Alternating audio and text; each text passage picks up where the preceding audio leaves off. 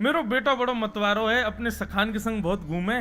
वहां ने कही बाबा मेरी तरफ से लाला को आशीर्वाद दे के आई हूं और नंद बाबा से बधाई में एक हाथी लेके आई हूं मतवालो। वह हाथी पर सखान के संग बैठ करके डोलूंगो। लोग पूछेंगे कहां ते लाए हाथी, तो कह दूंगा नंद के यहां लाला भयो है, वही बधाई में हाथी मिलो हमें। आहा, नंद बाबा मुनीम जी से बोले लिखो भैया हाथी भिजवाएंगे आपके यहां। तभी ये जो नंद घर आनंद भयो जय कन्हैया लाल की हाथी दीने, जब नंद बाबा ने हाथी दियो तब ब्रजवासी बोले हाथी दीने। अगले कहा दियो हाथी दीने घोड़ा दीने। अब घोड़ा कौन को दियो सुनो। एक बेटा को हाथी ले गए, ढाणी को बोलो दूसरे बेटा ने भी कछु मांगो। बोले कहां मांगो। छोटो सुत चंचल अति मेरो लाड़ चाव को जोड़ा वाके का दे दीजो बाबा 10 है राशि घोड़ा। छोटे बेटा के काजे 10 घोड़ा चाहिए।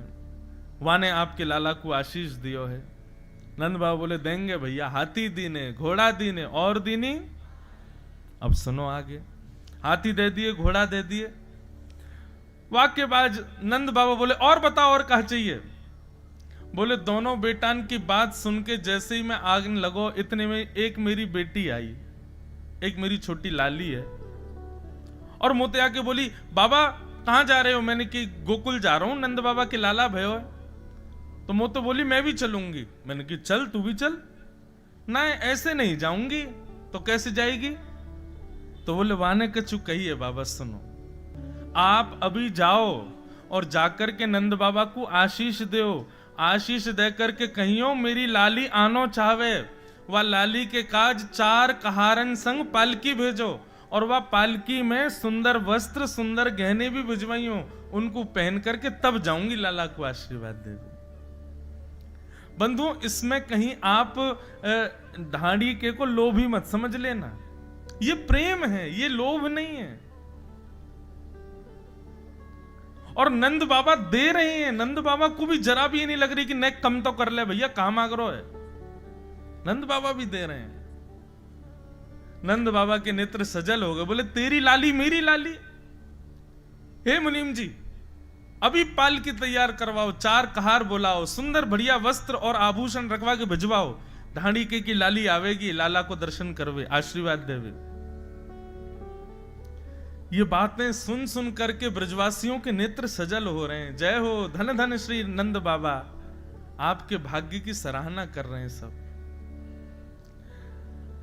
मैं बेटी की बात मान के आन लगो इतने में ही बाबा मेरे बड़े बेटा को ब्याह है गयो। तो बाकी बहू आई और घूंघट करके मुझसे बोली, बोले मेरे पिताजी ने आपके लाला से मेरो ब्याह या मारे करायो, क्योंकि उनको पता ही कि आप नंद बाबा के ढाणी के हो। लेकिन मेरो ब्याह जब से भयो या घर में कोई उत्सव ही ना भयो, मैंने तो कभी सुनी नहीं कि आप नंद बाबा के यहां गए। आज इतने वर्ष बाद नंद बाबा के यहां जा रहे हैं तो ऐसे नहीं जाएंगे मुंह को कुछ लेके आई हो। मैंने वैसे कही अरे बहू बता तू को कहा चाहिए। बोले पैर के अंगूठे से लेके सिर के सिक तक जितने गहने होते हैं सब नंद बाबा ते कहीं बनवा के भेजे मेरे काजे। लाला भयो है वह प्रसन्नता में। नंद बाबा ने मुनीम जी से कही, बोले सुनार भिजवाओ इनके घर, इनकी बहू को सब नाप लेके आवेगो, जैसो वो चाहेगी वैसे वाके गहने बनवा के भिजवाएंगे। बंधुओं ये केवल एक व्यक्ति की भरपाई की जा रही है, ऐसे असंख्य ब्रजवासियों को दे रहे हैं नंद बाबा। सोचो जो लोग कहते हैं हमारे घर ठाकुर जी आ जाएं, ठाकुर जी आ जाएं, तैयारी कर लेना, सब लुटवा देंगे ठाकुर जी, कुछ रहने नहीं देंगे आपके पास। क्यों एक म्यान में 2 तलवार नहीं। ठाकुर जी कहेंगे या तो ये सब संपत्ति रखो या मैं रहूंगा। तो जिनको भी इच्छा है ना कि ठाकुर जी घर आवे, पहले ही तैयारी कर लियो, सब लुटवा देंगे ठाकुर जी। अभी तो सुनियो आगे कहा करें लाल जी। और ऐसा नहीं है कि आपका मन नहीं है लुटाने का, ठाकुर जी जबरदस्ती लुटवाएंगे, नहीं, वो आपका मन ही ऐसा कर देंगे कि आप जबरदस्ती लुटाओगे। ले जाओ भैया सब ले, सब तुम्हारो है। मेरे तो केवल गोपाल जी हैं, ये इनको मेरे पास छोड़ जाओ, बाकी सब ले जाओ। ये स्थिति होगी। नंद बाबा बोले तेरी बहू मेरी बहू है, सुंदर भिजवाऊंगा सब गहने। ढाणी के और बता और क्या चाहिए। ढाणी को बोलो मैं सबकी बात मान ली, दोनों भैया, दोनों बेटा बेटी बहू, और सबकी बात मान के जैसे ही मैं आने लगो इतने में ही मेरी बिना दांत वाली अम्मा आ गई। नंद बाबा बोले अरे तेरी अम्मा भी गई ना है, तू 150 वर्ष को हेवे वारो, तेरी अम्मा कितने वर्ष की है। बंधुओं द्वापर में लोगों की उम्र बड़ी होती थी, 1000 वर्ष की उम्र होती थी। लेकिन एक बात बताएं, एक संत से मैंने पूछा, मैंने कहा महाराज जी एक बात बताओ, जैसे हम 30 के हो गए, 40 के हो गए, 30-40 पर हम अब 40 के बाद धीरे धीरे बुढ़ापा आने लग जाता है। सतयुग त्रेता द्वापर में भी ऐसा ही होता था कि 40 के बाद बुढ़ापा या 100 वर्ष के बाद ऐसा कुछ। तो इतनी अद्भुत बात उन्होंने बताई, बोले कि जैसे अभी 30, 35, 40 के बाद बुढ़ापा आना शुरू होता है, ऐसे ही तब भी बुढ़ापा आना शुरू होता है, लेकिन भजन बल से आप अपने स्थिति को रोक सकते हो। तब ऐसा होता था सतयुग त्रेता द्वापर में। अगर आपका भजन, आपका साधन, आपका यम नियम तप ये अगर श्रेष्ठ है तो आप अपनी आयु बढ़ने पर भी अपने शरीर को यथावत रख सकते थे। नंद बाबू बोले कहां मांगो तेरी अम्मा ने बता भैया। ढाणी को बोलो लाला मेरी बात सुन, बहुत वर्षन बाद नंद बाबा के यहां कोई लाला भयो है, ऐसो दान मांग के आइयो, ऐसो दान मांग के आइयो कि जीवन भर हमारी आवे वाले वंश में भी कोई बालक को कोई से भीख नहीं मांगनी पड़े, इतनो लेके आइयो कि भर जाए हमारो घर। नंद बाबा ने ये बात सुनी, खूब प्रसन्न है कि बोले ठीक है भैया, खूब देंगे, जो तू कहेगो सो देंगे, और बता और क्या चाहिए। ढाणी को बोलो ना ना सबकी बात है तो गई, अब आप बार बार क्यों कह रहे हो और बता और बता, बस इतना बहुत है नंद बाबा, ये कोई कम है। तभी यशोदा मैया पीछे से बोली अभी एक व्यक्ति रह गया है। कौन? बोले तेरी घरवारी, वाने तो कुछ मांगो ही ना अभी तक, पहले वाह की बात बता तभी तेरी मांग पूरी होगी। सब ब्रजवासियों के नेत्र सजल हो गए, बोले कैसे नंद बाबा यशोदा मैया, अरे कोई मांगवे आवे तो हम लोगन की स्थिति ऐसी है जा बस भैया बस बस बस, अब तो का पूरा घरे लूट ले जाएगो का। लेकिन यहां नंद बाबा अकेले नहीं, यशोदा मैया भी बोले पहले घरवारी की बता, वाने कहा मांगो। मैं सबन की बात मान करके जब नंद गोकुल की ओर आने लगो ना, तो जैसे ही घर से बाहर निकलो गली में, तब मेरी घरवारी दौड़ के आई और एकांत में मेरा हाथ पकड़ करके बोली, बहुत देर से सुन रही मैं, कोई 200 भैंस, कोई 700 गैया, कोई पालकी मांग रहा हो, कोई नक्सिक तक गहने मांग रहा है, और सासू मैया ने तो कह दे इतना ले आई हो कि आगे तक भीख ही नहीं मांगनी पड़े। अरे नंद बाबा के लाला भयो, कोई लक्ष्मी प्रकट नहीं भैया उनके यहां पे, मेरी बात मान के जाओ, सौगंध है तुमको। नंद बाबा यदि थोड़ो दें बहुत कर मानो, पर लाज राख घर आइयो। नंद बाबा यदि एक तुलसी पत्र भी हाथ में पकड़ा दे ना तो वाकू सिर से लगा के आई हूं, लेकिन हमारी लाज नंद बाबा के यहां रख करके आई हूं, कोई जरूरत नहीं है इतना मांगने की। नंद बाबा जो प्रेम से दे दें वाकू माथे से लगा के आई हूं। अरे नंद बाबा के लाला भयो है, उनको कोई लूटवे थोड़ी जानो है, हमको कोई जरूरत नहीं है इन सबन की बात कहवे की। आप तो नंद बाबा जो शहर से दे दें वाकू लेकर के आई हूं। ढाणी के की पत्नी की बात सुनकर के वहां बैठे हर व्यक्ति और नंद बाबा आदि सबके नेत्र सजल हो गए। नंद बाबा ने ढाणी के को हृदय से लगा लिया, बोले अरे ढाणी के, तेरा कोई व्यापार तो है ना है, तेरी कोई और कमाई को जरिया तो है ना है, बस हम ही तो हैं, हमसे ही तो कमावेगो, और आज तक तेने कछु मांगो नहीं, लेकिन धन्य है तेरी घरवारी। वाक्य भाव को नमन करूं। हे मुनीम जी सब लिख लियो ना आपने? बोले हाँ लिख लियो। बोले जो जो ढाणी के ने कहो सब दुगना दुगना करके ढाणी के यहां पहुंचवाओ। रानी को खूब दे। जो कुछ कहो सुनो, काहू ने दूनो दूनो दे हो। नंद बाबा ने दुगना दुगना करके दिया। जैसे ही नंद बाबा ने दुगना करने की घोषणा करी, ब्रजवासियों ने ढप उठा लिए, ताल बजाने लगे, कांसे बजाने लगे। कंस ने राक्षसों को बुलाया ही था और राक्षसों से कहा था कि भैया मेरे शत्रु कृष्ण ने कहीं जन्म लिया है, तुम लोग जाकर के ढूंढो। तभी वहां राक्षसों की टोली में बैठी पूतना ने कहा, यह सेवा आप मुझे दीजिए। तो पूतना अविद्या है।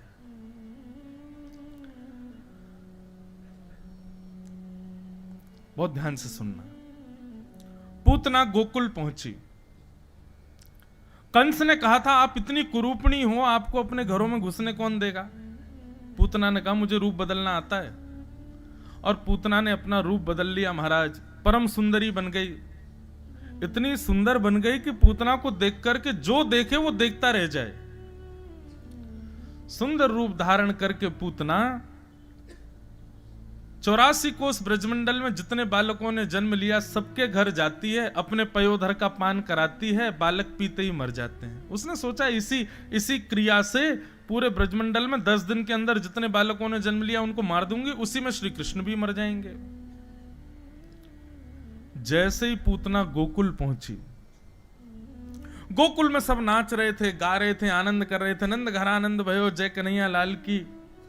इतना अद्भुत आनंद हो रहा था। ब्रजवासियों को सोने का समय नहीं, ब्रजवासियों को भोजन पानी किया है कि नहीं इसका कोई भान नहीं। किसी के पैर में लगी, किसके सिर में लगी है, नाचते नाचते थक गए लेकिन फिर भी नाच रहे हैं। ये उत्सव, इसको कहते हैं देहाभिमान शून्य होना। ठाकुर जी जब जीवन में आते हैं तो व्यक्ति देहाभिमान भी शून्य हो जाता है। देह अभिमान शून्य मतलब मैं ऐसे बैठा हूं और थोड़ी देर में मेरा मन हुआ नहीं ऐसे बैठूंगा, ये देहाभिमान है। आपके देह ने अभिमान किया कि अरे तू जैसे चाहता है वैसे नहीं, जैसे मैं चाहता हूं वैसे बैठे थे, थोड़ी देर में आपको यहां भारी लगने लगा, आप कुर्सी पे बैठ गए, ये देहाभिमान है। अरे पंखे से काम नहीं चल रहा, एसी लगवाओ मेरे लिए, ये देह अभिमान है। ठंडी रोटी खिलाओगे, गरम गरम कुरकुरी रोटी खवाओ मुझको, ये देह अभिमान है। व्यक्ति जब भक्ति पथ पर चलता है तो देह अभिमान उसका शून्य हो जाता है। उसको फिर इन सब चीजों से कोई परवाह नहीं। कैसा भोजन है, कैसा कमरा है, कैसे बिस्तर हैं, कैसे लोग हैं, मेरा सम्मान हुआ कि नहीं हुआ, मुझे वहां पूछा गया कि नहीं गया, मैंने कपड़े कैसे पहने हैं, मैं क्या, कुछ नहीं। इन सब से उसको परवाह ही नहीं होती। जैसे छोटे बालक होते हैं ना, वो देहाभिमान शून्य होता है। उसको कुछ भी पहना दो, उसको कोई फर्क नहीं पड़ता। उसको कोई प्यार भरे शब्द बोल दो तो वो खुश नहीं होता, उसको गाली दे दो तो वो रोता नहीं है। वो देहाभिमान शून्य। ठाकुर जी जब जीवन में आते हैं तो व्यक्ति देहाभिमान शून्य हो जाता है। अगर मेरे गलत कहने पर आपके चित्त पर प्रभाव पड़ रहा है और आप अपने आप को भक्त कहते हो तो गलत कह रहे हो। मैं कितना भी कहूं आप पर प्रभाव नहीं होना चाहिए उस बात का। हम कथा करते हैं, कई लोग प्रणाम करते हैं, सम्मान करते हैं, माला पहनाते हैं, खूब वंदन करते हैं, पर ऐसा नहीं है कि हमको कोई गलत नहीं बोलता। गलत बोलने वाले भी बहुत हैं।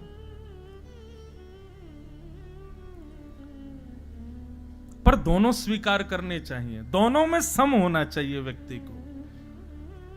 ना सम्मान से ज्यादा प्रसन्न होना, ना अपमान से दुखी होना, ये देहाभिमान शून्य है। ब्रजवासी सब देहाभिमान शून्य होकर के नृत्य कर रहे हैं क्योंकि ठाकुर जी प्रकट हुए हैं।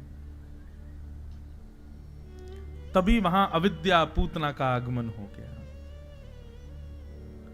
पूतना ने जैसे ही गोकुल में पैर रखा और ज्यों-ज्यों आगे बढ़ने लगी, उसकी पायलों की झनकार, उसके सुंदर कटाक्ष नेत्र, उसकी मधुर मोतियों जैसी मुस्कान, उसके अंग से उत्पन्न होने वाली सुगंधी, सब ब्रजवासियों को अपनी ओर आकृष्ट करने लगी।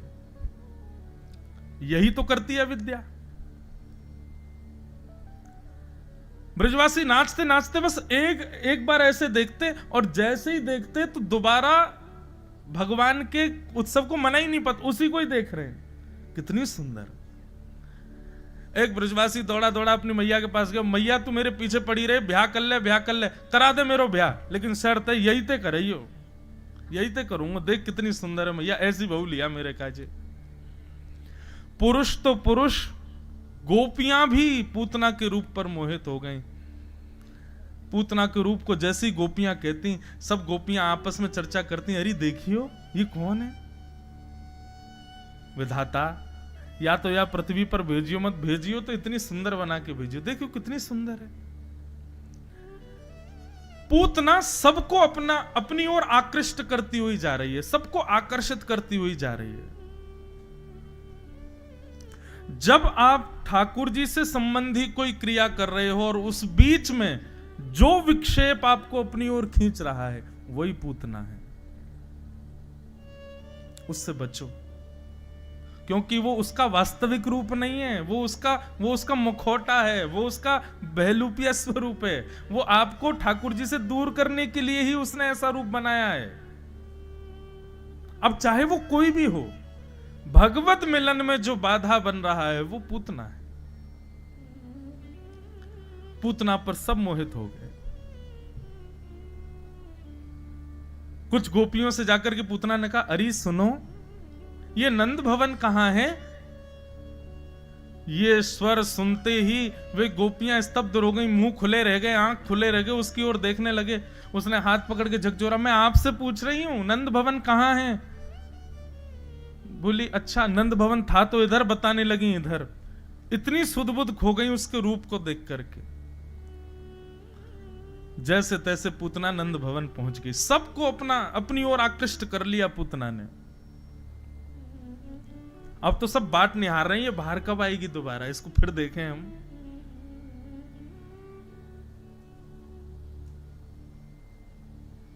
भीतर जैसे ही पूतना ने प्रवेश किया, यशोदा मैया भी उसके रूप पर मोहित हो गई। यशोदा मैया बोली, हे विधाता, या तो तेने मेरो लाला कछु दिन पहले भेज दियो होतो, या फिर ये जो आ रही का या को जन्म अभी भयो होता तो अपने लाला को यही तो ब्याह कराती। इतनी सुंदर। ठाकुर जी गोद में अभी 6 दिन के हैं ठाकुर जी। ठाकुर जी कह रहे हैं मैया नेक देर रुक जा, अभी बहू अपना मुख दिखावेगी तो है, या तो ब्याह करावेगी मेरो। पूतना के रूप पर यशोदा भी मोहित हो गई। ये पूरा संस्मरण ध्यान से सुनिएगा। पूतना ने सबको अपनी ओर आकर्षित कर लिया, लेकिन दुर्भाग्य पूतना का,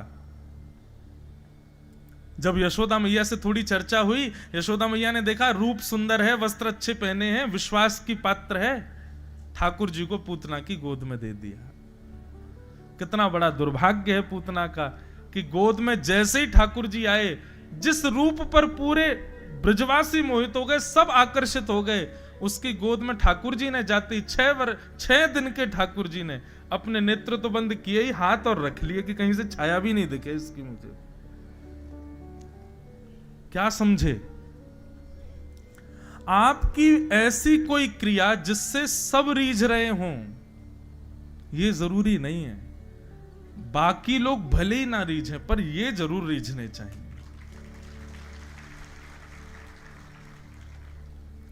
अभी हमारी स्थिति क्या होगी? हम हर वो क्रिया करते हैं जिससे बगल वाले प्रशंसा करें, जिससे बाहर वाले प्रशंसा करें, वो भी रीझ जाए, ये भी रीझ जाए, इसको भी अच्छा लगे, लेकिन हम ऐसा कोई भी क्रम नहीं करते, कर्म नहीं करते जिससे ठाकुर जी रीझें। भागवत का उद्देश्य यही है कि आपको ऐसा बनाना कि आपकी क्रिया से वो रीझ है, उनको प्रसन्नता हो। और एक बात धीरे से कह दूं, अगर आप ऐसी क्रियाओं पर विश्वास रखते हो जिससे सब रीझ हैं, उनसे फर्क नहीं पड़ता, तो फिर पूतना ही हो। तो पूतना भी तो यही कर रही है। पूतना के ऊपर ठाकुर जी मोहित नहीं हुए। ठाकुर जी ने अपने नेत्र बंद कर लिए। नेत्र बंद करने के कई कारण हैं, पर उसमें सबसे पहला कारण है कि पूतना का जो वास्तविक रूप है उसको छुपा करके पूतना को ठाकुर जी ने नहीं देखा। उसमें पहला कारण कि वो अपनी वास्तविक रूप को छुपा करके आई है। पूतना को ठाकुर जी ने नहीं देखा, इसमें दूसरा कारण क्या है? ठीक है, तुम सुंदर बन के आई हो, आकर के सीधे हमसे ही मिल लेती। तुमने मेरे कीर्तन, मेरे भजन, मेरे उत्सव को करने वाले ब्रजवासियों को मेरे कीर्तन भजन से क्यों दूर किया, अपनी ओर आकर्षित क्यों किया? कहने का अभिप्राय, हमारी कोई क्रिया, हमारा कोई स्वभाव, हमारा कोई व्यवहार किसी भक्त की भक्ति में विक्षेप डाल रहा है तो वो पूतना का स्वभाव है। ठाकुर जी आपको देखेंगे नहीं। फिर पूतना को ना देखने का दूसरा कारण है कि पूतना ने ब्रजवासियों को उत्सव से विमुख किया, अपनी ओर आकर्षित किया।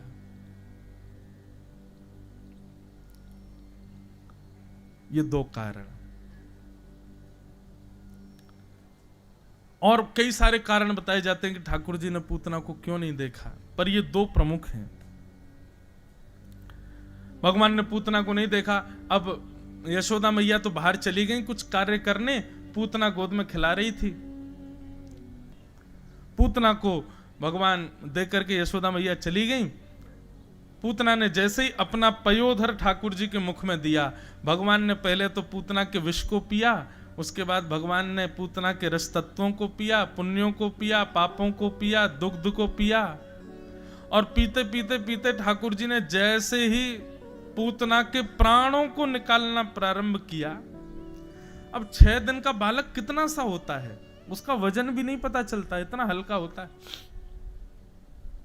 लेकिन 6 दिन के ठाकुर जी के नन्हे नन्हे से हाथों ने गाढ़म कराभ्याम ऐसा कसकर के पकड़ा पूतना को, और ठाकुर जी ने जैसे ही प्राण पीने प्रारंभ किए, घबराहट होने लगी पूतना को।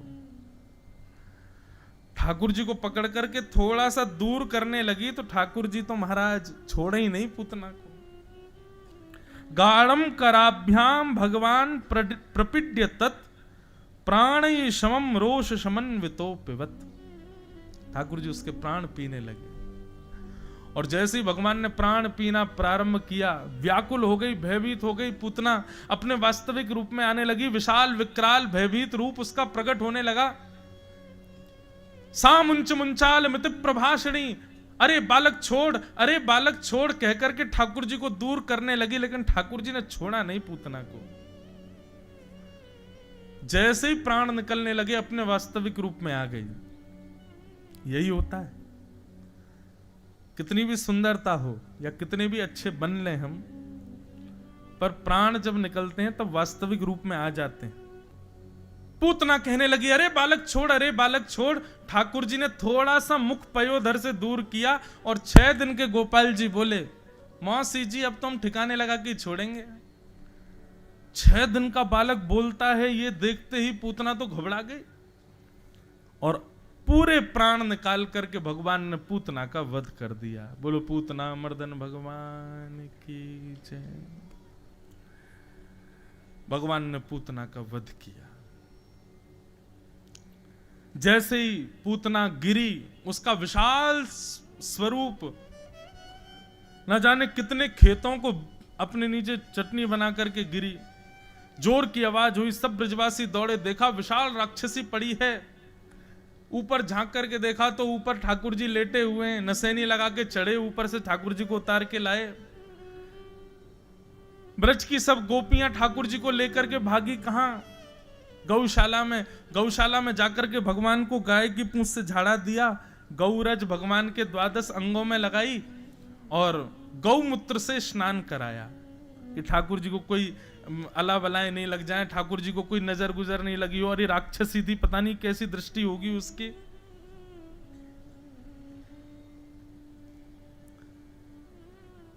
पूतना का वध भगवान ने किया। नन्हे से गोपाल जी को ले जाकर के गौशाला में स्नान आदि कराया। बंधुओं, अब यहां प्रसंग ऐसा आता है कि ठाकुर जी ने पूतना का वध करके पूतना को नरक भेजा होगा? नहीं, देवता सर्प सिर पकड़ करके बैठ गए, बोले ये क्या किया भगवान ने? मारने वाली को वो गति दे दी जो मां को मिलनी चाहिए। सब देवताओं ने अंतरंग रूप से ठाकुर जी से प्रार्थना करी, भगवान हमको ये आपका सिस्टम समझ नहीं आ रहा है, ये आपने किया क्या? पूतना जैसी राक्षसी, उसका नाम अच्छा नहीं, काम अच्छा नहीं, भोजन अच्छा नहीं, जाति अच्छी नहीं, कुछ भी तो अच्छा नहीं है उसमें। आपने उसको सदगति क्यों दी?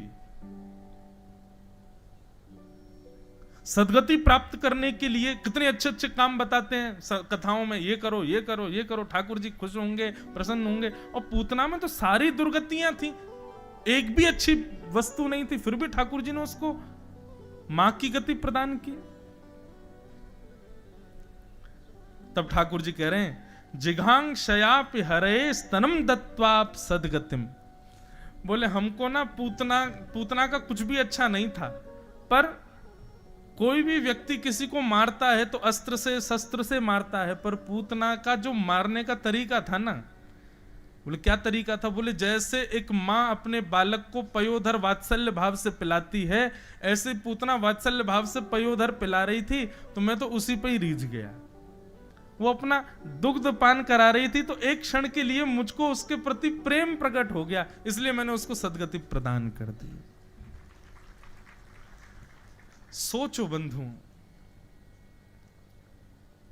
आपके 1000 गुण प्रिय नहीं ठाकुर जी को, एक गुण भी अगर भाग गया ना, उसी पे ठाकुर जी रीझ जाएंगे। एक सदन कसाई की कथा आती है। एक कसाई था, मांस बेचता था। उसने अपने तराजू के एक पड़ले को भारी करने के लिए बाट रखते हैं ना, उसमें एक जगह पता नहीं कहीं से उठा लाया शालिग्राम जी को, और शालिग्राम जी को एक तरफ रखता था और एक तरफ मांस रखता था, और ऐसे करके तोलता था।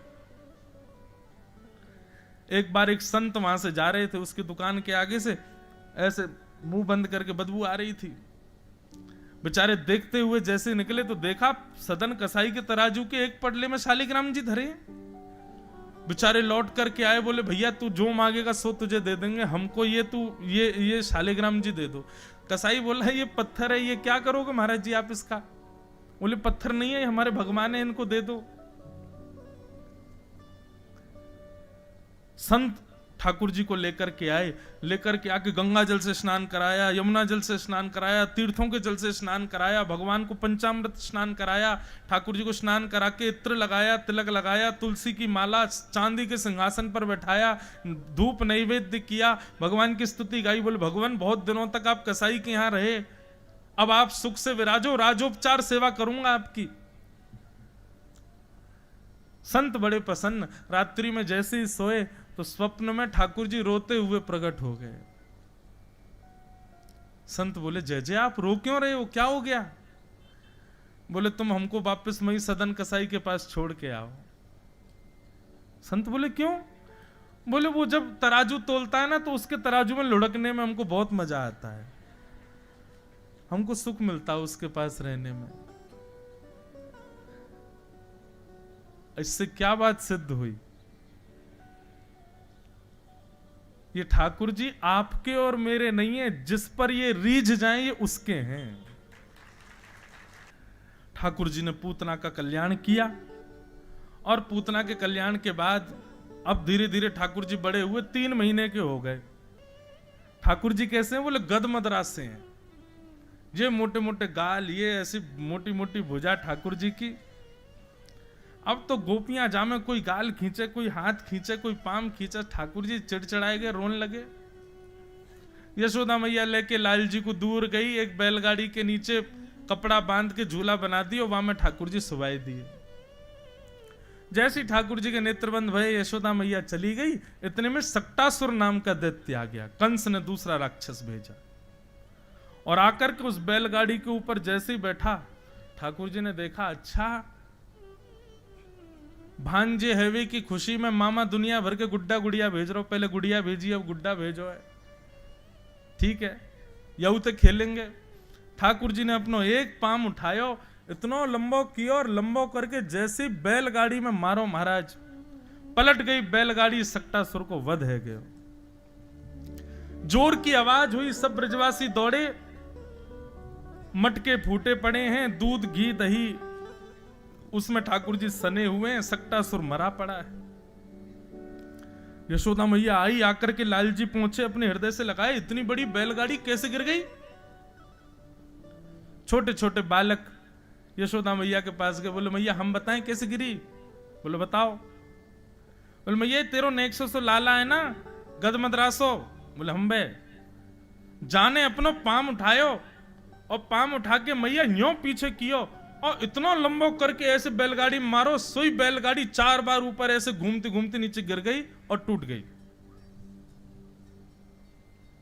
3 महीने के हैं ठाकुर जी, गोद में बैठे मैया के। मैया बोली अच्छा लाला यहां पे आइयो। वो जैसे ही पास गयो मैया ने एक दियो वाके। बोले झूठ बोले ने 100 मेरो लाला 3 महीना को आज पहली बार करवट लई यूं कह रो यानी पाम लंबो कियो बैलगाड़ी यूं गिर गई, शर्म ना आवे तोते? तेरी मैया की उम्र की मोते झूठ बोले। बालक गाल पे हाथ रख के बोलो मैया तेरी सौगंध खा के कह रहा हूं, मैंने अपनी आंखन ते देखी, यही लाला ने तेरे ने बैलगाड़ी गिरी है। मैया बोली फिरते आ। बालक चौकड़ी मार के भागे वहां से। बोले मैया तो बाबड़ी हैगी, माने ही ना हमारी बात है। ठाकुर जी मंद मंद मुस्कुरा जाते। यही तो ब्रजवासियों का प्रेम है। यशोदा मैया लाला को लेकर के चली गई। अब महाराज तीसरा राक्षस आया। अब ठाकुर जी 1 वर्ष के हो गए और तीसरा राक्षस आया तृणावर्त। ये तृणावर्त कैसे आया? ऐसे हवा के बवंडर के रूप में। जैसे ही आ रहा था उस समय ठाकुर जी मैया का दूध पी रहे थे। दूध पीते पीते भगवान ने सोचा तृणावर्त आ रहा है और कहीं तृणावर्त आ गया और हमको उड़ा के ले गया तो संग में मैया भी उड़ेगी, और कहीं मैया उड़ी तो मैया के सामने तृणावर्त को कैसे मारूंगा मैं। सो ठाकुर जी ने दूध पीते पीते अपना वजन इतना भारी कर लिया, यशोदा मैया के पाम दुखन लगे। मैया बोली लाला मुंह को तो ऐसा लगा तेने ज्यादा दूध पी लिया दिखे, चल दूर रह जा। सो ठाकुर जी को उठाए करके दूर रख दियो और मैया भीतर रसोई में चली गई। अब ठाकुर जी अकेले लेटे हैं आंगन में। इतने में तृणावर्त आया और ठाकुर जी को आंगन से उड़ा करके ले गया। ठाकुर जी ने इतना भारी कर रखा था स्वयं को। तृणावर्त बोले कि ये छोटा बालक तो नहीं लगता, ऐसा लगता कोई पत्थर उठा लिया मैंने, इतना भारी। ठाकुर जी बोले बाबड़े दुनिया मुंह को पत्थर में देखे, मैं स्वयं तेरे संग तू पत्थर समझ रहा हूं मैं। गला पकड़ करके आकाश से तृणावर्त को नीचे पटक दिया और तृणावर्त का वध हो गया। ब्रजवासी फिर से भागे। दूर जंगल में ठाकुर जी लेटे हुए हैं, मंद मंद मुस्कुरा रहे हैं। 2 दतुइयां दिख रही हैं ठाकुर जी की। ब्रजवासी सब उठा करके लाल जी को लेकर के आए। बोले मैया जब से तुम्हारो लाला भयो कोई ना कोई बला आती रहे यहाँ पे। मैया हमें तो ऐसा लगे लाला तुम्हारो 1 वर्ष को है गयो, अभी तक यहाँ को नामकरण संस्कार ना है भयो है। या हमारी ये सब अलाएं बलाएं आ रही हैं, तुम यहाँ को नामकरण संस्कार कराओ। यशोदा मैया बोली ठीक है अब लाला को नामकरण संस्कार होना चाहिए। 1 वर्ष के ठाकुर जी है गए। नंद बाबा से जाकर के कही लाला को नामकरण संस्कार कराओ। सांडिल्य मुनि ये ठाकुर जी के कुल पुरोहित हैं। सांडिल्य मुनि से जब निवेदन किया तो बंधुओं सांडिल्य मुनि ये बात जानते हैं कि श्री कृष्ण नंद यशोदा के बेटे नहीं है, ये वसुदेव जी के पुत्र हैं। कंस से रक्षा के लिए इनको यहां भेजा गया है, पर बोल नहीं सकते। उनका मन होता है कि कुल पुरोहित के द्वारा ही नामकरण होना चाहिए, मैं क्यों करूं नामकरण, मेरे तो मैं इनका पुरोहित हूं ही नहीं। लेकिन बोल नहीं पाते तो बार बार बहाने बना देते हैं। सांडिल्य मुनि बोले आप प्रतीक्षा करो, मैं कुछ दिन में आऊंगा तब आपके बालक का नामकरण संस्कार करूंगा। सांडिल्य मुनि ने जाकर के भगवान के कुल पुरोहित गर्गाचार्य जी से कहा, पूरी बात बताते हुए कि आप जाओ और ब्रज में जाकर के नंद यशोदा के पुत्रों का नामकरण करो। तब ब्रज में श्री गर्गाचार्य जी महाराज आए। आहा बहुत सुंदर लीला। गर्गाचार्य जी आए, आकर के विराजमान हुए। यशोदा मैया से कही मैया कल का मुहूर्त बहुत अच्छा है आपके लाला के नामकरण का, लेकिन मैया एक बात सुनिए, मैंने सुनी है आप लाला का करवट उत्सव मनाती हो। अरे छोटी छोटी बातों का भी उत्सव कौन मनाता है? ये इतने लोगों को तुम निमंत्रण देती हो, उसी वजह से राक्षस आते हैं। ये नामकरण संस्कार गुपचुप करना, किसी को मत बुलाना। यशोदा मैया बोली जो आज्ञा, फिर भी आप आज्ञा करो कहां करें। तब गर्गाचार्य जी बोले छोटे बालकों के सारे उत्सव प्रारंभ करो गौशाला में। आप सबसे भी प्रार्थना बंधु, आप सबके भी छोटे छोटे बालक हैं, इनकी कोई भी इनका जन्मदिन हो, कोई संस्कार हो, कुछ भी हो, वो या तो ठाकुर जी की सन्निधि में करो या फिर गौ माता की सन्निधि में करो। गोपाल जी के, ठाकुर जी के सारे संस्कार यशोदा मैया ने गौ माता के सामने किए। गर्गाचार्य जी बोले हम कल करेंगे नामकरण, आज यहीं रुक जाएंगे, और मैया हमारे ठाकुर जी भी साथ में आए हैं, शालिग्राम भगवान, तो आप भोग बनाने के लिए सूखी सामग्री दे दो, हम अपने हाथ से बना करके ठाकुर जी को भोग लगाएंगे, हम स्वयं बनाएंगे, हम किसी और का बनाया हुआ नहीं पाते। यशोदा मैया ने सूखी सामग्री दे दी, बोले बाबा लो प्रेम से बनाओ। गर्गाचार्य जी ने रोटी सब्जी दाल चावल बढ़िया बनाई, अंत में बढ़िया दूध अठोटा करके उसमें बढ़िया खीर बनाई, और खीर बना करके केसर डाल के मिश्री डाल करके बढ़िया खीर औटा करके थाली में जैसी सजाई, अपने शालिग्राम भगवान के सामने प्रस्तुत की, तो भीतर आंगन में खेल रहे गुटमुन गुटमुन चलते हैं ठाकुर जी, अभी चलना तो आता नहीं है। बलराम जी के साथ खेलते खेलते ठाकुर जी रुक गए। दाऊ दादा बोले लाला, अच्छा दोनों बोलते नहीं है, बोलना नहीं जानते, लेकिन मनी मन बात करते हैं। दाऊ दादा बोले लाला कहाँ गए हो, तू रुक गए हो? बोले अरे दाऊ दादा नेक जोर ते सूंगो, ऐसी सुंदर सुगंधी आ रही है, अरे केसर युक्त मिश्री डाल के बढ़िया कहीं खीर बनी है धोटी दूध की। दाऊ दादा मेरे तो जीभ में पानी आ रहा हो बहुत जोर से। बोले दादा लाला कहाँ बनी होगी खीर? बोले बाहर बनी है। दादा मैं चख के आऊं ने। सोई ठाकुर जी गुटमन चल के बाहर गए। गर्गाचार्य जी ने अपने ठाकुर जी के आगे थाली रखी थी, नेत्र बंद करके त्वदीयम वस्तु गोविंद तुभ्यमेव समर्पयेत् ग्रहाण सुमुखो भुक्त्वा प्रसीद परमेश्वर माला जप रहे थे। इतने में ठाकुर जी गए और उनके गोपाल जी के, उनके शालिग्राम भगवान के आगे रखी थाली में से खीर का पात्र उठाया और ठाकुर जी तो बढ़िया चप चप भोग लगाने लगे। गर्गाचार्य जी के जैसे ही नेत्र खुले, नेत्र खोल करके थाली देखी, खीर का पात्र नहीं है। तभी नजर घुमा करके देखा तो बगल में नन्हे से गोपाल जी पूरी नाक मुंह गाल सब पे खीर लगी है और प्रेम से पा रहे हैं। गर्गाचार्य जी पहले तो मुस्कुरा गए, बोले अरे नटखट बालक, ये इधर दो, ठाकुर जी का भोग है। अरे यशोदा मैया देखिए तेरे लाला ने ठाकुर जी को भोग झूठो कर दिया, अब तो ये भोग लगेगा नहीं, दोबारा बनाना पड़ेगा। यशोदा मैया बोली बाबा आप नाराज मत होइए, मेरो लाला ने चंचल है थोड़ा सा। अरे नहीं कोई बात नहीं भैया, हम नाराज नहीं होते। यशोदा मैया ने ठाकुर जी उठा करके भीतर आंगन में छोड़ दिए। गर्गाचार्य जी ने फिर से भोग बनायो। दाऊ दादा बोले लाला कैसी लगी खीर? ठाकुर जी बोले खीर तो बहुत जोरदारी, लेकिन जे भगत बड़ो चालू है, मैया तो शिकायत कर दे, खाना दे। पहले तो के आके भोग लगाओ, मैं प्रत्यक्ष जा रहा हूं, मैया तो मेरी शिकायत कर दे। कोई बात ना लाला, तू तो भक्त वत्सल है, कृपा कर दे, चल कोई बात, भूल जा बात को। ठाकुर जी अपना फिर खेलन लगे। अब की बार गर्गाचार्य जी ने और सुंदर खीर बनाई। अब की बार ने इलायची पीस के डाल दी और ने बढ़िया सुगंधी आने लगी। भीतर क्रीड़ा कर रहे ठाकुर जी फिर रुक गए। दाऊ दाऊ बोले काबे? बोले भैया देख लो यार, तुम मैं बता रहा हूं, या पूतना वाले हाथ दिखा दूंगा या बाबा को मैं। अब की बार फिर तो खीर बनाइए जाने, और पहले तो स्वादिष्ट बनाइए, और मेरो मन हेरो खावे को खावे जाऊंगा, मैया तो शिकायत कर देगो। बोले कोई बात ना लाला, तू नेक चक के आ जा जा। ठाकुर जी महाराज गुटमुन चल करके बाहर गए और फिर से पात्र उठा के अब की बार जैसे ही पाया, गर्गाचार्य जी को अब की बार क्रोध आ गया।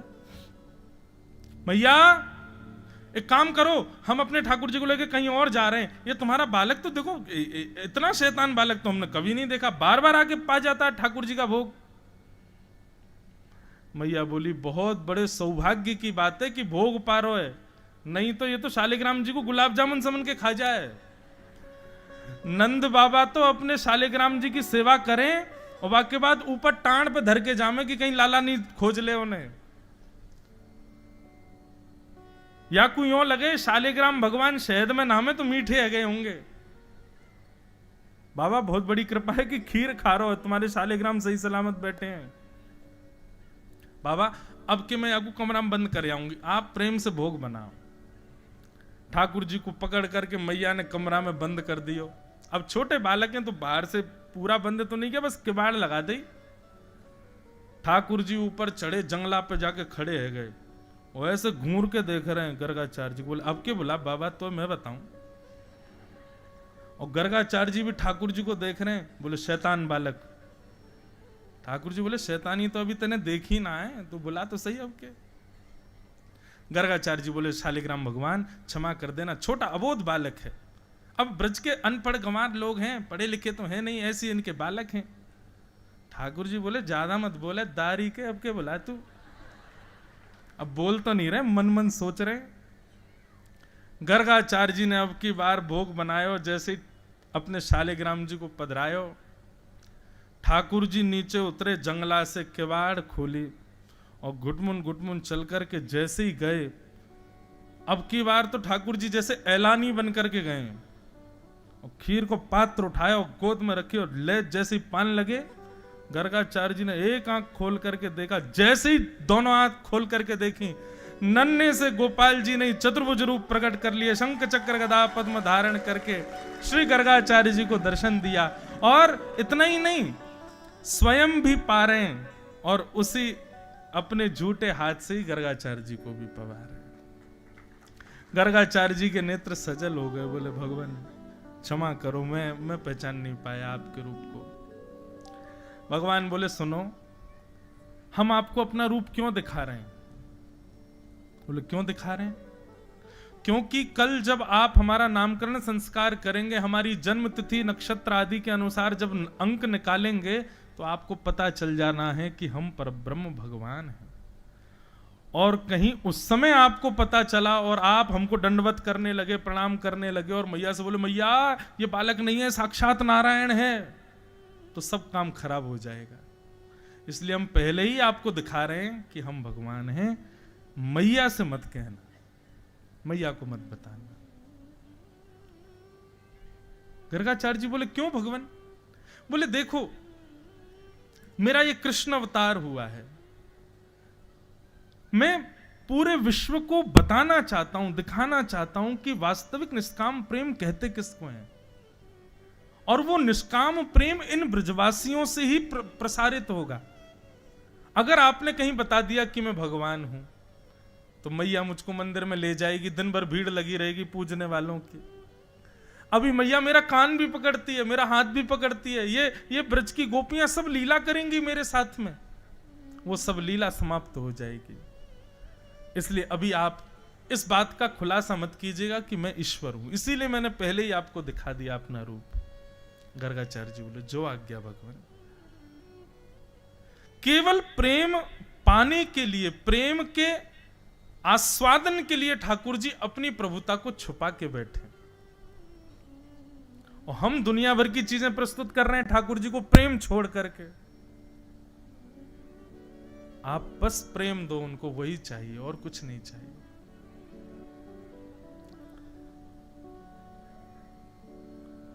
ठाकुर जी अगले दिन गौशाला में भगवान का नामकरण संस्कार हुआ।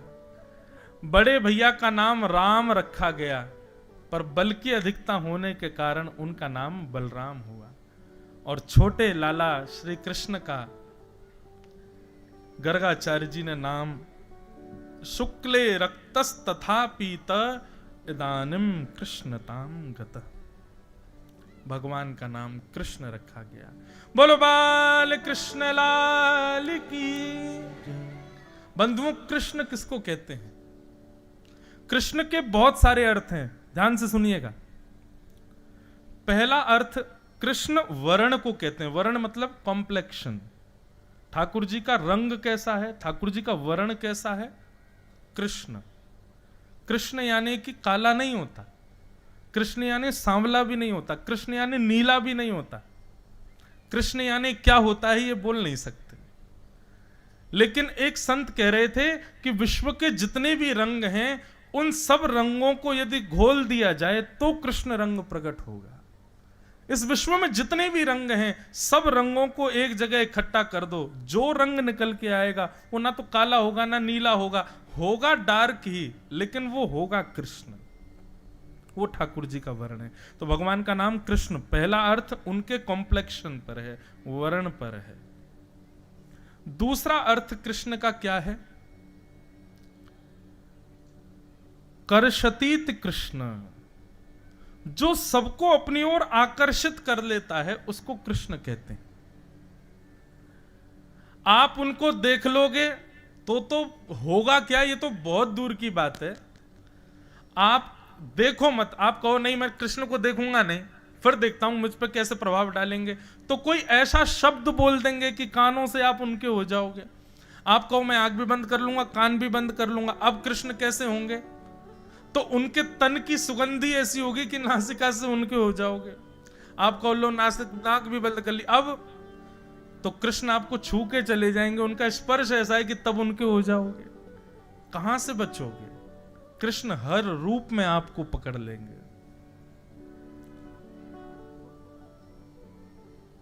हमारे वृंदावन में कहते हैं 10 इंद्रियों पर अधिकार श्री कृष्ण का है, वो कहीं से भी आपको आकर्षित कर सकते हैं। कैसे बचोगे?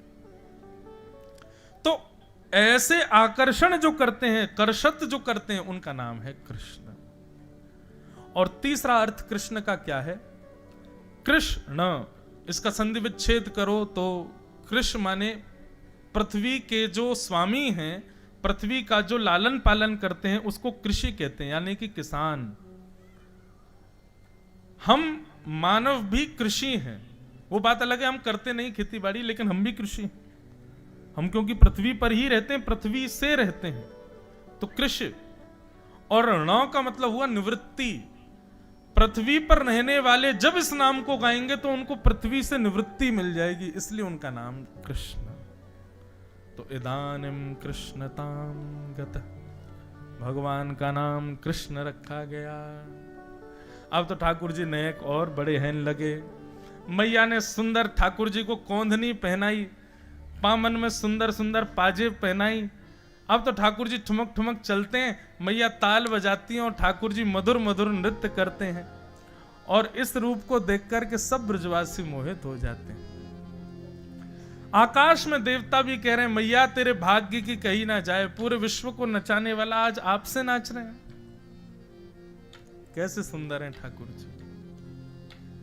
एक दिन एक गैया बैठी, ठाकुर जी बोले बड़ी आलसी है गैया, पूरे दिन बैठी रहे, कछु करे धरे ना है।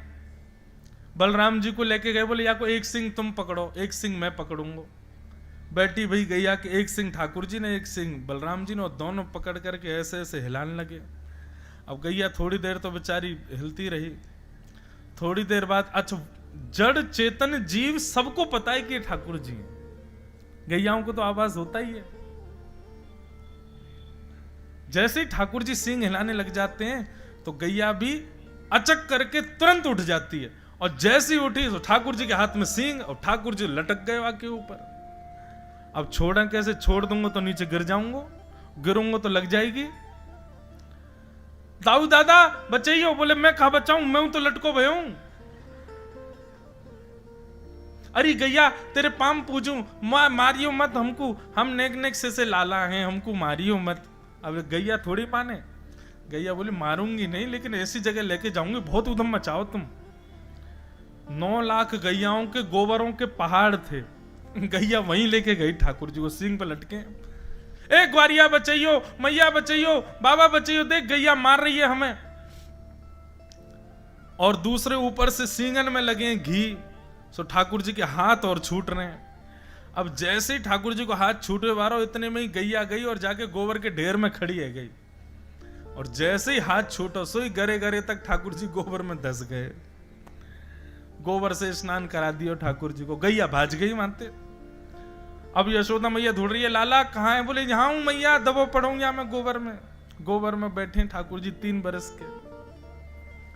मैया ने जाके निकाले, बोले लाला कितनों नभाव धुभाव या गोबर में आके खेले, सू करे का पूर्व जन्म को? ठाकुर जी बोले हम्बे मैया तो पता है एक भगवान को अवतार भयो, कौन सो? बोले बराह अवतार। बोले हाँ। बोले वो मैं ही तो हो, मैं ही बराह बन के आयो, मैं ही तेरे यहाँ लाला बन के आ गऊं।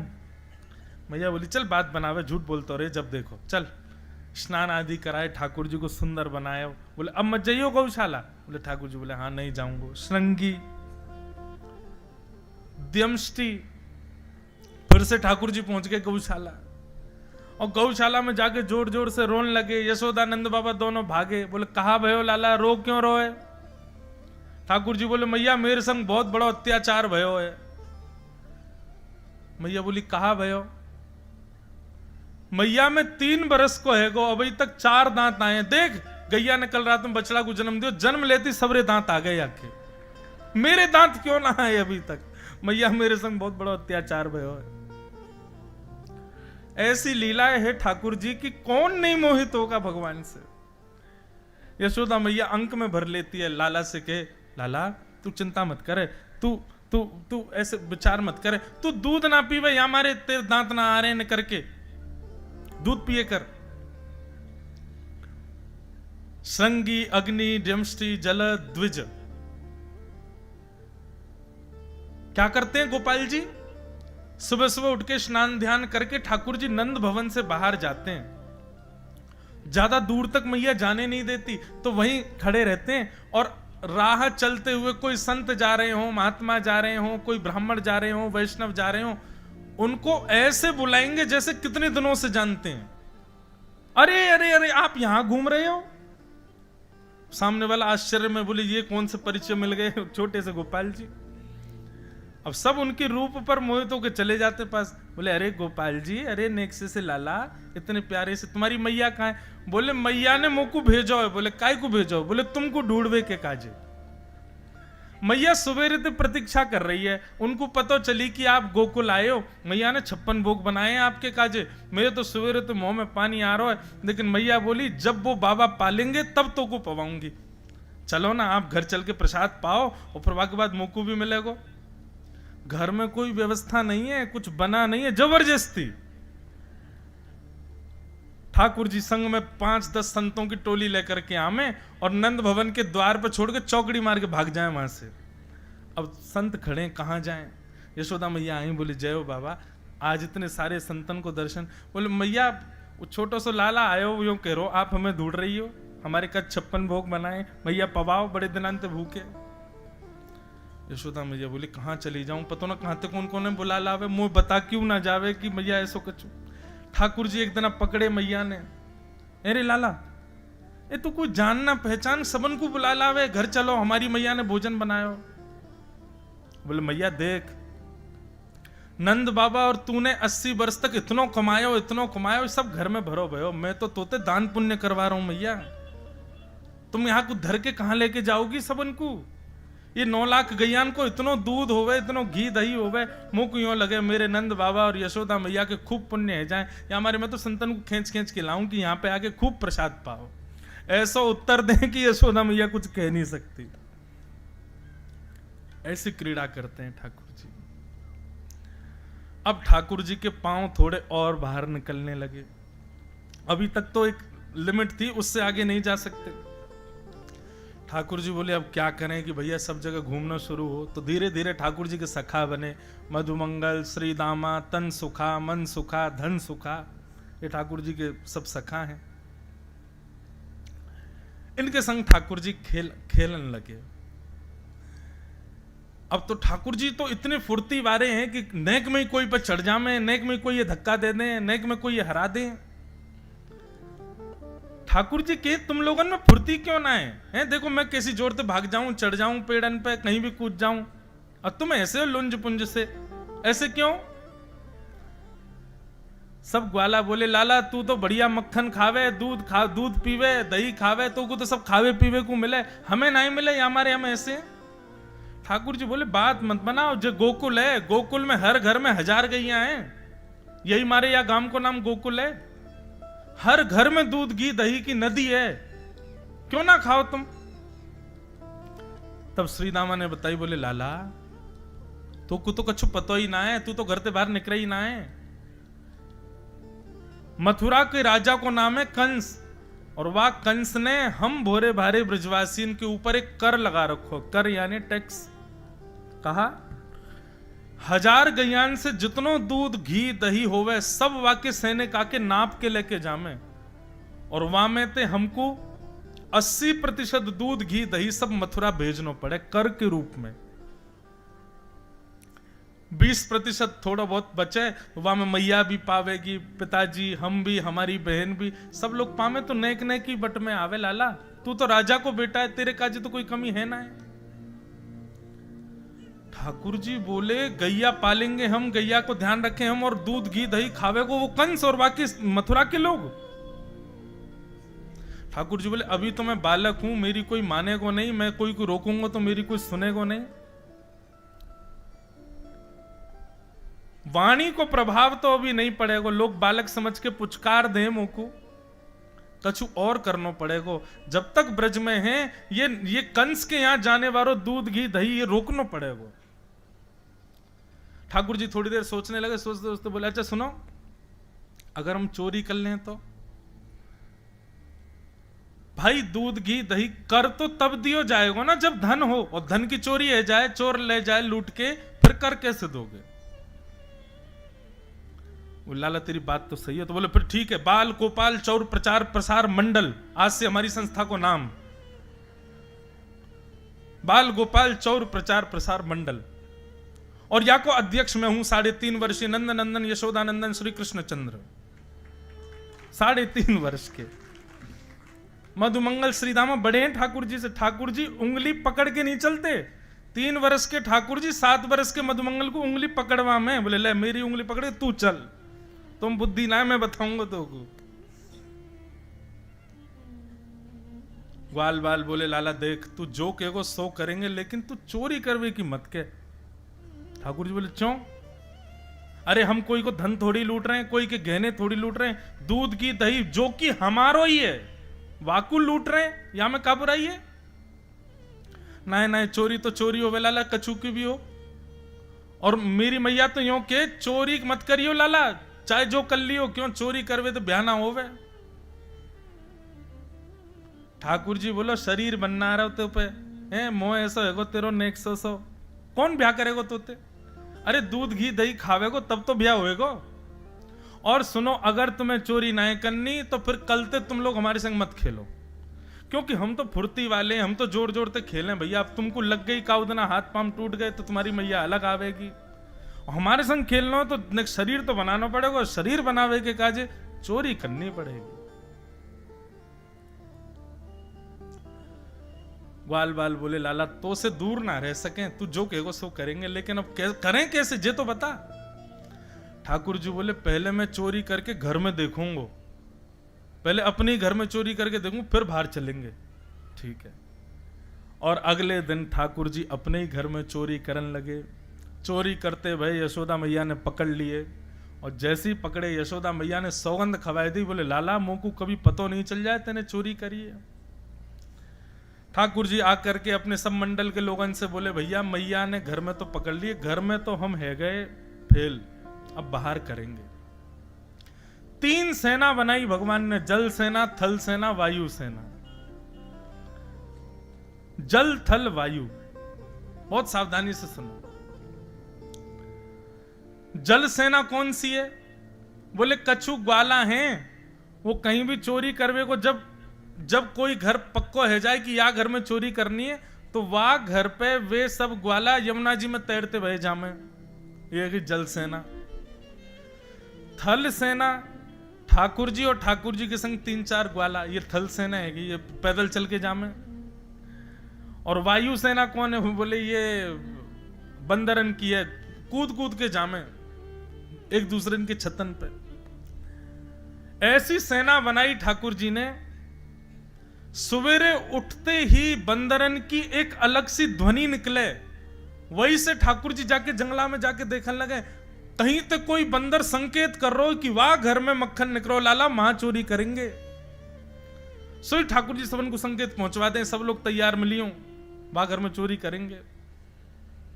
और ऐसे ठाकुर जी ने पूरे ब्रजमंडल में चोरी करना प्रारंभ किया। बंधुओं, आज पूरे विश्व के लोग चोर कहते हैं हमारे गोपाल जी को।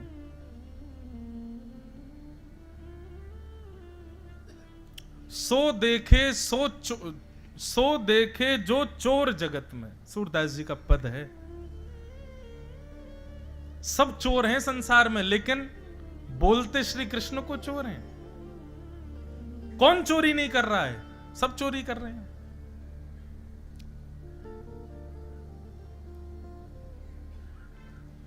और ठाकुर जी ने चोरी भी कोई अपने स्वार्थ के लिए नहीं की है। भगवान के घर में तो 9 लाख गैया हैं, दूध घी दही सब कुछ है उनके पास। ये चोरी करने के केवल 2 कारण हैं। पहला कारण तो कंस से गौरस की रक्षा, और दूसरा कारण है ये चोरी की लीला के माध्यम से ब्रजवासी, ब्रज गोप ग्वाल और ब्रज की नारियों के हृदय में अपना प्रेम और प्रकट करवाना। चोरी करते करते समय है गयो, आज सब गोपियां भगवान की शिकायत लेके पहुंची यशोदा मैया के पास, और सब शिकायत कर रही हैं। यशोदा मैया बोली, कहा कियो मेरे लाला ने। गोपियां कह रही, यो मत कहो कहा कियो, यो कहो कहा ना कियो तुम्हारे लाला ने। और अब यहां गोपियां बता रही हैं ठाकुर जी क्या क्या करते हैं कि वत्सान मुंचन क्वचित समय क्रोश संजात हास स्तेयं स्वादधिपयः कल्पितैस्तेयोगैः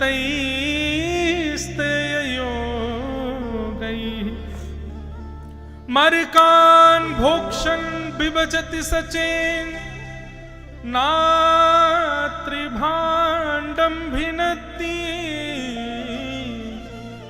द्रव्यालाभे सगृह कुपितो यात्पक्रोशतो का।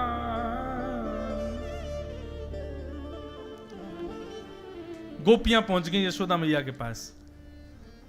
गोपियां कह रही, मैया अपने लाला को समझाए लो, लेकिन काउदना नहीं, हमारे हाथ पड़ोगे तो फिर तुम कहोगे मेरे लाला से ऐसे क्यों कही। बंधुओं बहुत ध्यान से सुनिए सब लोग, ये गोपियां, इनको भी अच्छा लगता है कि ठाकुर जी चोरी करते हैं। ये जानबूझ करके ऐसा मक्खन निकालती हैं, ऐसी जगह रखती हैं जहां ठाकुर जी आवें और चोरी करें, क्योंकि हर गोपी के घर का छोटा बालक ठाकुर जी की मंडली में है।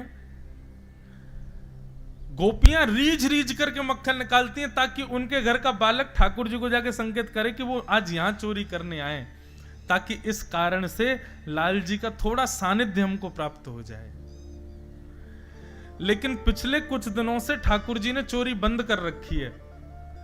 तो गोपियां मन में सोचने लगी, कछु बहुत दिन है लाला चोरी करवे ना आवे।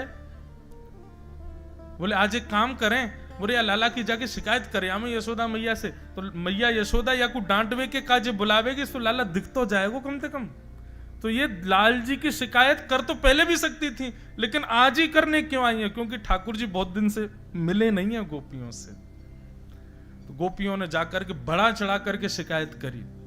एक गोपी बोली, मैया तुम्हारो लाला बड़ा उद्यमी है। गो बोले का क्यों मेरे लाला ने। बोले वत्सान मुंचन क्वचित समय क्रोश संजात हास। बोले तुम्हारो लाला दूध निकालवे को जब समय होवे ना हमारो, वहां से पहले जन कहां आके गैया के बछड़ा बछियान को खोल के भाग जाए, सबरो दूध बछड़ा बछिया पी जाए, हमको कुछ मिले ही ना है। यशोदा मैया ने ठाकुर जी का पक्ष लिया। बोले मेरो लाला पक्षधर है, वाकू यूं लगे ये बछड़ा बछियान को हक है, हम क्यों पीमे, उनको पीनो चाहिए या हमारे खोल के भाग जाए, या हम बुराई का है। और तुम्हारे यहां को दूध यदि बछड़ा बछिया पी जाए, मेरे घर से ले जाया करो, बहुत दूध है मेरे पास। गोपी बोली इससे काम नहीं चलेगा, और बड़ी शिकायत करो। दूसरी गोपी बोली स्तेयम स्वादधिपयः कल्पितैस्तेयो गई। मैया तुम्हारो लाला चोरी करे। यशोदा मैया बोली हैं काय की, धन की, मणि की, जेवरन की। बोले ना है, दूध की चोरी करे। यशोदा मैया इतनी हंसी, हंसते हंसते बैठ गई। बोले सुन पीछे जाके देख, 9 लाख गैया हैं, दूध के, घी के, मक्खन के कुआं है नंद भवन में। मेरो लाला चाहे तो जल से नहीं दूध से नहावे। तुम्हारे यहां को दूध घी दही चुरा लियो, बाकी चोरी कर इल्जाम लगावे आई हो। मैया देखो तुम तो बुरा मान गई हो, लेकिन हमारी बात सुनो, अकेलो तुम्हारो लाला पावे हमें कोई दिक्कत नहीं, लेकिन बाकी तो पूरी सेना चले संग में। अच्छा स्वयं पावे, ग्वाल बालन को पवा दे, ये भी बात ठीक है, बंदरन को मरकान भोक्षण विभजति सचिन, बंदरन को खवावे और स्वयं पाले, ग्वालन को पवा दे, बंदरन को खवा दे, वाके बाद भी मटकी में मक्खन बच जाए तो मैया रहम ना करे कि छोड़ जाऊं या को घर वाले खा लेंगे जिनके घर को मक्खन है। नात्री भांडम भिनत्ती, एक बांस संग लेके चले, बाकू मटकी को फोड़ जावे। मैया बोली फोड़ के क्यों जावे? बोले जितनो मक्खन रह जाए बाको लेप लगा दे पूरे घर में, सोई पृथ्वी पत्थर चीकनो है जाए। अब जैसे ही हम मक्खन लेवे वा कमरा में जामे, सोई रिपट जाए, सिर फूट जाए, कमर टूट जाए, हाथ टूट जाए। मतलब मैया देख रही हो तुम, एक तो मक्खन भी चोरी करेगो, ग्वाल बालन को भी खवावेगो, बंदरन को भी खराब, और फिर वाके बाद सीना चोरी हो रहे, जाके यहाँ को चुराया बाकू प्रसाद तो देनो है, तो बाकी हाथ पाम तोड़ेगो। बताओ मैया कहां तक सही है ये बात? अब यशोदा मैया थोड़ी सी सहम गई। मैया बोली तो तुम ऊंचे छीके पर रखे करो मक्खन, लाला छोटा है पहुंच ही नहीं पावेगो। बोले मैया तुम्हें पता ना है, ऐसा जोर को नशे नहीं बनावे, 4 ग्वाला नीचे, उनके ऊपर 3 ग्वाला, उन पे 2 और सबके ऊपर तुम्हारो लाला। और तरीका देखो मैया, सबसे पहले स्वयं पाले, अपनो पेट भर ले, फिर नीचे वाले इनको ऊपर ते देतो रे, नीचे वाले मुंह खोले खड़े रहे, लाला ऊपर ते डालतो रे, सब खा ले। एक गोपी बोली मेरे यहां तो अलग ही कियो। बोले कहा? बोले बांस लेके आयो और नीचे खड़े है के धीरे ते मारो, सो नेक सो फूट गयो खड़ा, ओक लगा के सबरे मक्खन दूध दही को पी गो। यशोदा मैया बोली अच्छा कौन कौन के यहां ते मक्खन चुरायो? सब गोपी ने हाथ खड़े किए। अच्छा सुनो, इनके यहां सबके यहां 5-5 मटकी 10-10 मटकी मक्खन भिजवा दो, अब बताइयो चोरी को इल्जाम लेके। गोपियां बोली, बोले हम तो आई थी कृष्ण दर्शन करने, जो तो भगा रही हैं हमको। एक गोपी ने दूसरी को नोचा, बोले तू कुछ कहे, कुछ बड़ी बात बोल जिससे मैया को गुस्सा आवे। तब एक गोपी बोली, बोले मैया केवल यहीं तक बात नहीं है, और भी काम है तुम्हारे लाला के। बोले कहा? आप कह रही हो मक्खन को ऊंचे छींके पर रखो, अंधेरे में छुपा दो, कोई प्रयास करके लाला से बचाओ। अगर मक्खन चोरी कर ले लाला तो दिक्कत है ही है, और किसी घर में प्रयास करने पर भी लाला को चोरी नहीं कर पाए तो वह घर में तो रोटी ना बन सके। भैया बोली मतलब? बोले मान लो लाला ने प्रयास किया कोई घर में आके चोरी करवे को, और किसी कारण से वो चोरी नहीं कर पाए तो वह घर के बाहर कोयलाते ऐसे निशान बना जाए। बोले या घर में चोरी नहीं भैया, या घर ते हमें कुछ मिलो नहीं है, कल ते या घर के लोगन को जीनो दुश्वार करनो है। बोले फिर क्या करे?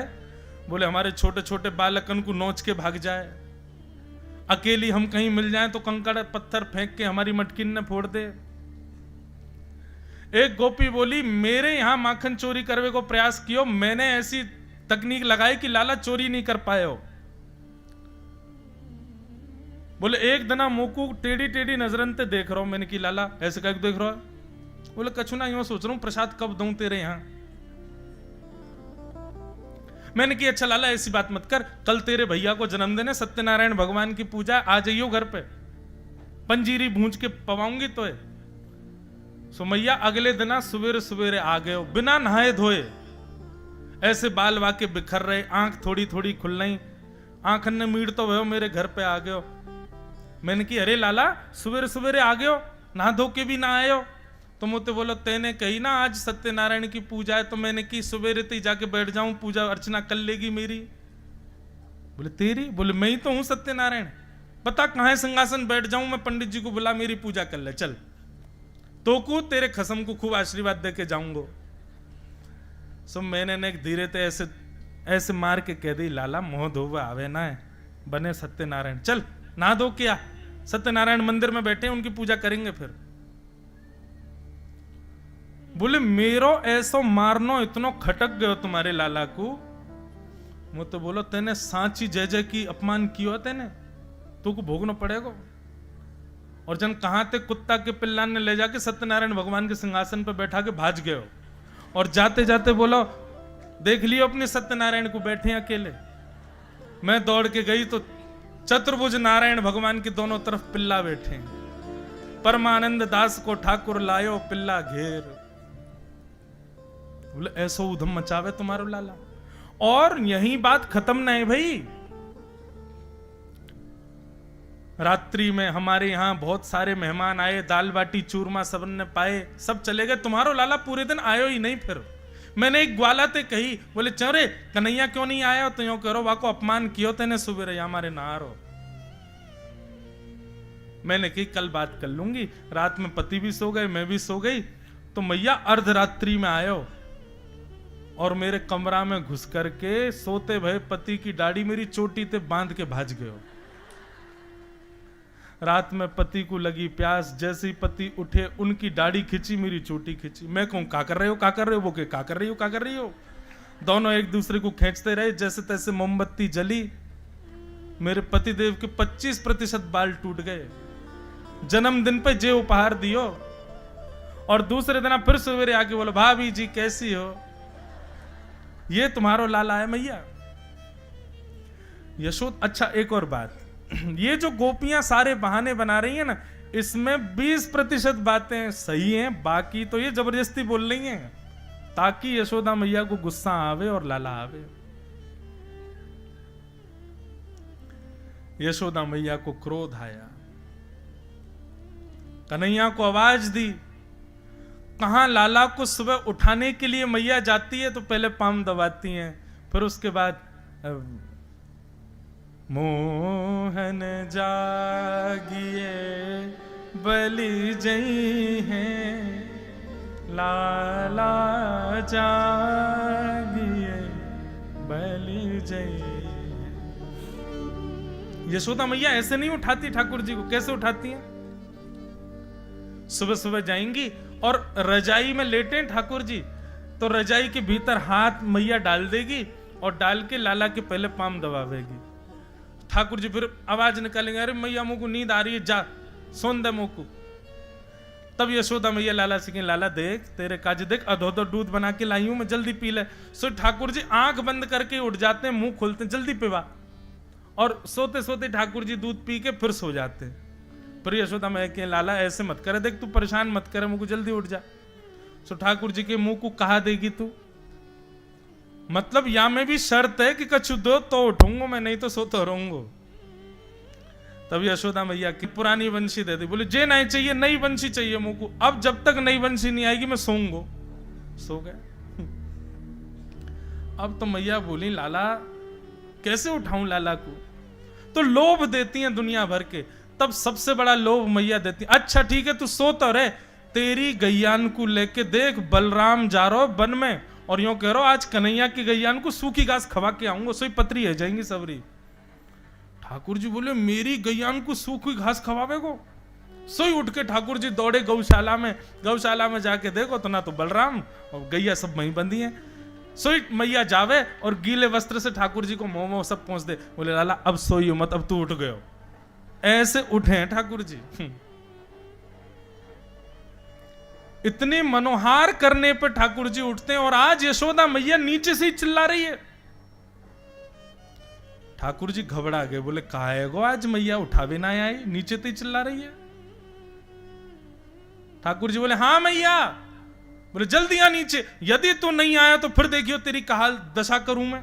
ठाकुर जी डर गए, अपने पलना में से उतरे, आंखन को मीड़न लगे, काजल पूरा फैल गो, जगन्नाथ जी भगवान जैसी आंख है गई ठाकुर जी की, घुंघराले केश ठाकुर जी की, बेनी थोड़ी सी टेढ़ी है गई है, हाथ पाम छोटे छोटे चरण हैं ठाकुर जी के, कोमल से चरण चल करके मैया के पास आए।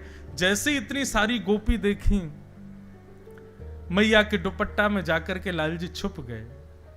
बोले मैया का है गो, तुमको काय को डांट रही है? बोले अरे लाला ये सब कहा का तेरे बारे में बात बता रही है। मैया ने सब बात कही। ठाकुर जी के नेत्रन में मोटे मोटे आंसू आ गए। बोले मैया तेरी सौगंध खा के कहूं, ऐसा तो कछु ना ही, सबरी झूठ बोल रही है, मैंने ऐसा कछु ना ही कियो।